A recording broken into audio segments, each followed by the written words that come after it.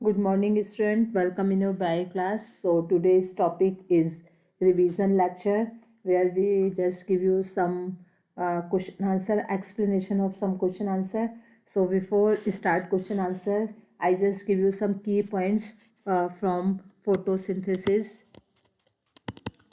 Photosynthesis. First, absorption spectrum. Absorption absorption spectrum.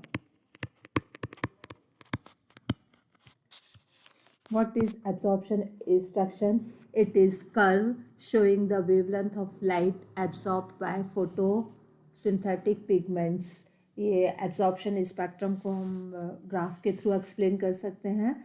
इसमें एक curve होता है, curve showing the wavelength of light absorb by photosynthetic pigments. Second है action spectrum. Action spectrum is a curve developing the quantum yield at different wavelength of the light. The curve depicting the quantum yield at different wavelength of light. Next term, cytochromes. Cytochromes is iron containing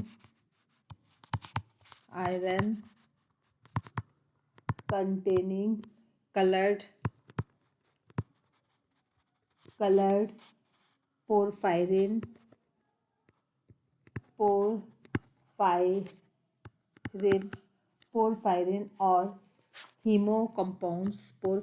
or heme compounds. Heme compounds which are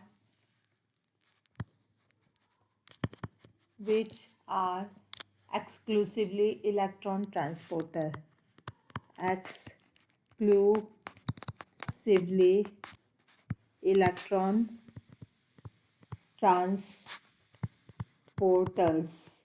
So this is the cytochromes. Next term is cardinal values. Minimum, optimum or maximum values of factor controlling a physiological process. Again, I will revise.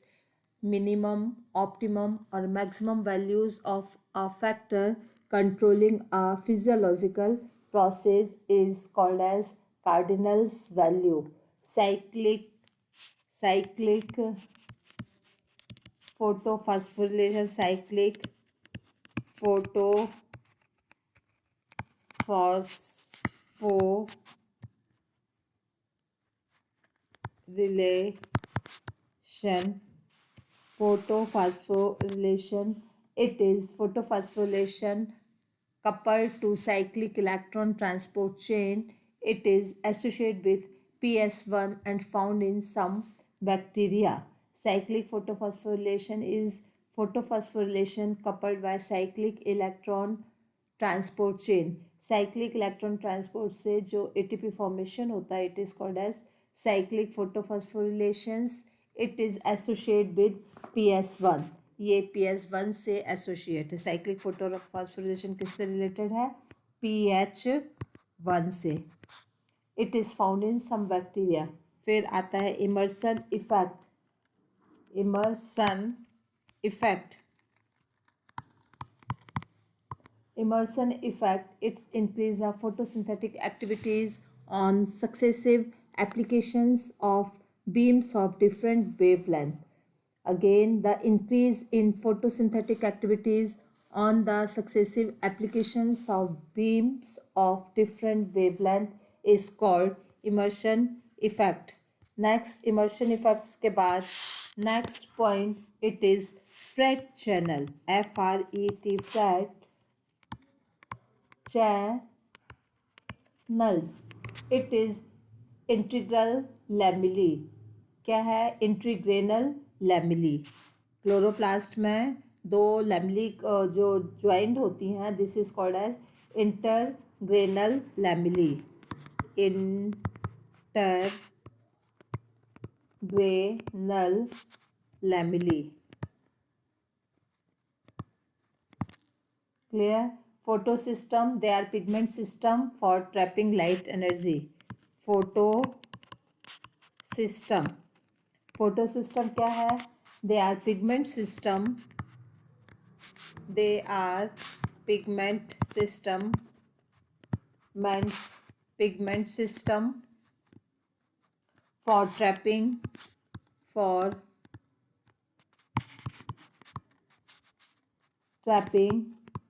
light energy.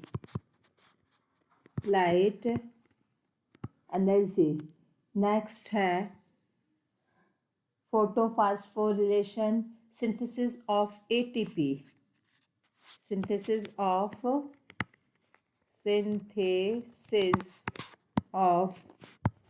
ATP at expense of ATP. कब ATP का synthesis होगा? At the expenses of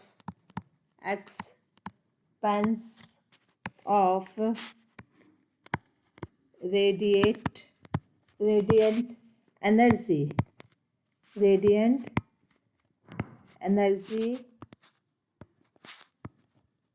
During photosynthesis.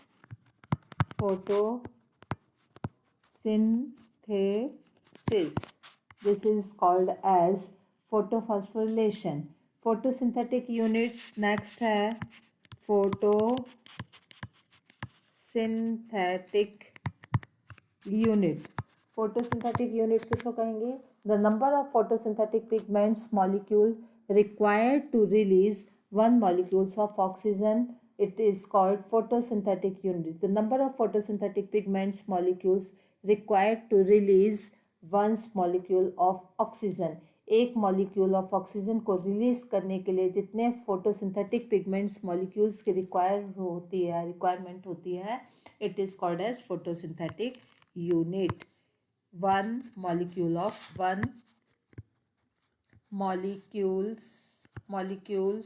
of oxygen. one molecule of oxygen को get करने के लिए जितने one molecule of oxygen को निकालने के लिए जितने फोटोसिंथेटिक पिगमेंट्स की रिक्वायरमेंट है वो photosynthetic unit. Next is quantasome. Quantasome term भी बहुत ज़्यादा यूज़ होता है फोटोसिंथेसिस में. क्वांटासोम क्या है? It is distinct morphological structure unit in a thylakoid. It is morphological structure unit of thylakoid which embodies a photosynthetic unit. एक photosynthetic unit के में जितना thylakoid है ठीक है वो photosynthetic units है. Again I will repeat it. It is quantosome. It is a distinct morphological structure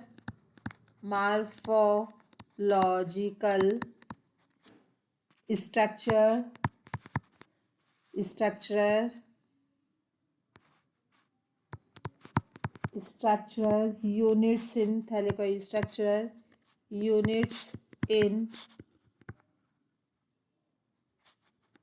thylakoid which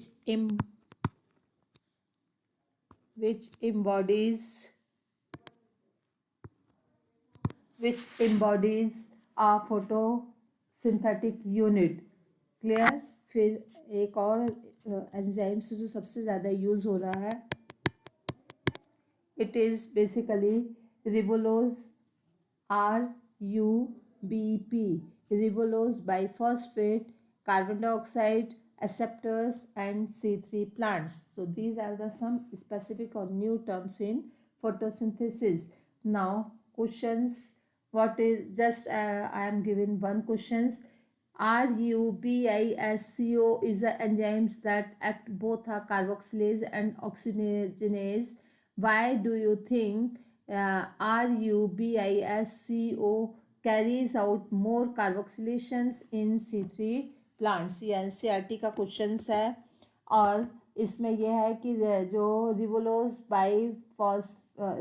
5 कार्बोनेज oxygenase जो एंजाइम्स है ये कार्बोक्सिलेज और ऑक्सीजनेज दोनों की तरीके से एक्ट करता है।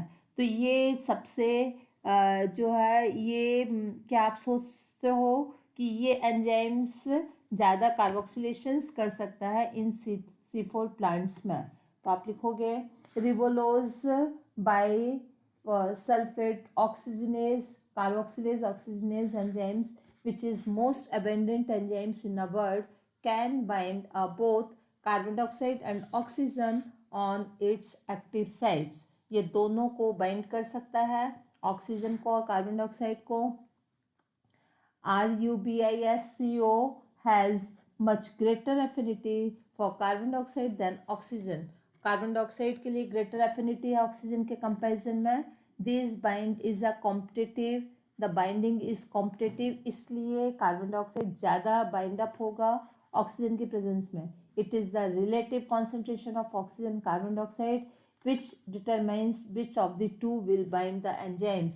The C4 plants photorespiration does not takes place. C4 plants में फोटो रेस्पिरेशन नहीं हो रहा है, इसलिए क्या होगा जब उनमें फोटो रेस्पिरेशन नहीं होगा तो वो ये प्लांट्स कार्बन डाइऑक्साइड के कॉन्सेंट्रेशंस ज़्यादा होगा, उस एंजाइम से कार्बन डाइऑक्साइड कॉन्सेंट्रेशन ज़्यादा होगा और ये प्रोडक्टिविटी ज़्यादा देंगे, इसलिए C4 प्लांट्स इस एंजाइम्स को ज़्यादा यूज़ करते हैं। RuBisCO, ठीक है। This is due to splitting of C4 acid in mesophylls leading to release carbon dioxide thereby increasing the concentration of carbon dioxide. क्योंकि ये कार्बन डाइऑक्साइड को ज़्यादा बाइंड अप करेगा और कार्बन डाइऑक्साइड वो क्या होगा C4 प्लांट्स में जो मेसोफिल सेल्स हैं वो कार्बन डाइऑक्साइड रिलीज करेंगी जिससे कार्बन डाइऑक्साइड का कॉन्सेंट्रेशन बढ़ेगा और ये इस एंजाइम्स की एक्टिविटीज़ को बढ़ाएगा, ठीक है। रिबोलोज जो RuBisCO है ये ऑक्सीजन की जब कार्बन डाइऑक्साइड की एक्टिविटीज़ बढ़ाएगा तो ऑक्सीजन की एक्टिविटीज़ इसमें कम हो जाएगी। ये रीज़न है कि ये C4 प्लांट्स में कैसा होता है, ज़्यादा कार्बोक्सिलेशन की प्रोसेस वो ज़्यादा करता है, ठीक है। तो ये क्वेश्चंस पुटअप हो सकता है। इसके बाद why colour of leaves kept in a dark frequently yellow और pale green, which pigments do you think is more stable? तो carotene pigments is more stable is contrast to chlorophyll, that's why leaf turn pale green or yellow when it's kept in dark due to appearance of stable carotenoids pigments। समझ में आया? Look at the leaves of the same plants on the shady side and compare it with the leaves on sunny side, or compare the plotted plants kept in the sunlight with those in the shade, which of them has leaves that are darker green? Why? Questions put up किया हुआ है, answer क्या होगा? In the leaves on shaded side chloroplast and mesophyll cell are irregularly arranged and will appear dark green in color. However, in strong light they lie together verticals wall. So these are some question answer. What is the comparison between C3 C4 plants? Cyclic, non-cyclic, photophosphorylation, anatomy of leaves of C3 C4 plants. These are the important terms. Understood students. इसके बाद C3 C4 plants का difference एक table भी NCERT में दी हुई है, आप उस NCERT से उस टेबल को भी देखकर उसमें दोनों में डिफरेंस देख सकते हो। इसके बाद questions true and false based भी है, रीजनिंग टाइप क्वेश्चंस भी हैं जिसमें आपको वाई वाले क्वेश्चंस है जिसमें आपको आंसर देना है। असर्शन टाइप्स क्वेश्चन एक दो क्वेश्चन हम आपको बताते हैं किस तरीके से होगा।